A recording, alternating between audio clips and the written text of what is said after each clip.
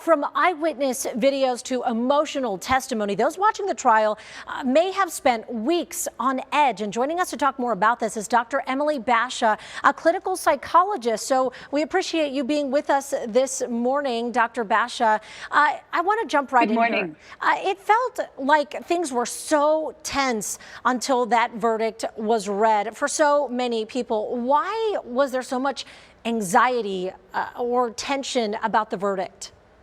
Good morning, Allison. Thanks so much for having me on this show.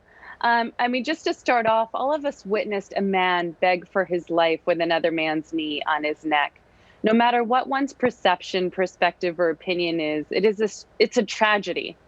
And what we witnessed was the fragility, delicateness, and the destructiveness of humanity, a humanity we all coexist in. The shock and reactive grief across the nation was palpable, and as was the hostility, fear, tension, aggravation, and rage that ensued. It's so difficult to sit with one's emotions, let alone another's. And what we saw was collective trauma, community trauma. You know, and talking about, like you mentioned, sitting with your own trauma and then having to be with other people around who are dealing with their own, versions of that as well. Help us try and figure out how helpful it is to talk to other people then, trusted friends, family, about their feelings following yesterday and following, that video, seeing that video. That's a great question.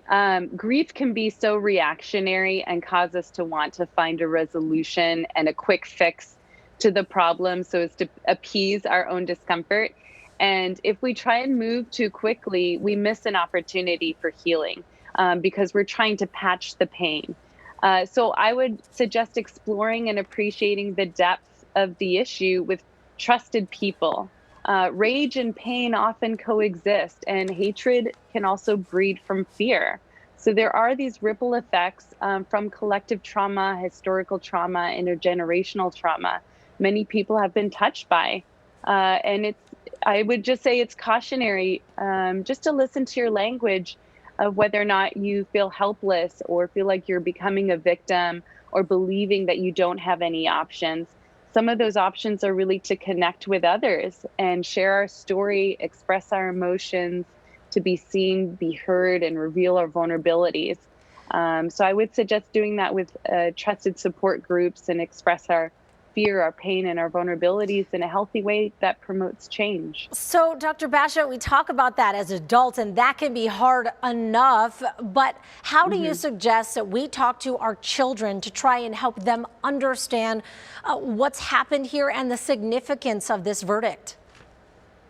Well, with children, I would say exercise certain sensitivities and cautions. With younger children, allow them to lead the conversation so that you're responding to their questions and helping them comprehend in a way that is age and developmentally appropriate.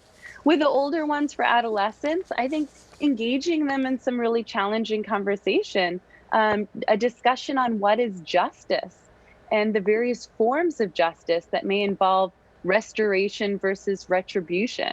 Restorative justice is gained by repairing the harm that has been committed.